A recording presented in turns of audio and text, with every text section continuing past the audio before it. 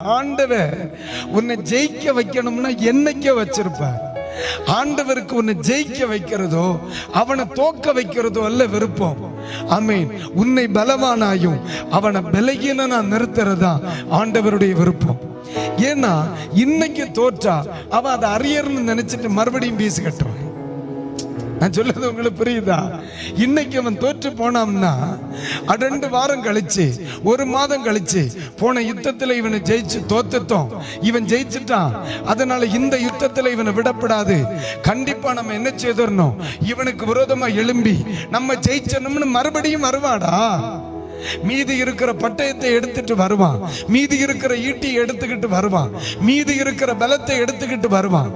ஆண்டவருக்கு தேவை உன்னுடைய வெற்றியோ அவனுடைய தோல்வி அல்ல. இனிய பிள்ளைக்கு முன்னால அவன் தலை நிமரக்கூடாது. உன்னை பலவானா மாற்றி உன்னுடைய முன்னே அவனை பலகீனப்படுத்துவது தேவனுடைய மிகப்பெரிய திட்டம் என்பதை ஒரு தேவனுடைய பிள்ளை மறந்துவிடக் கூடாது.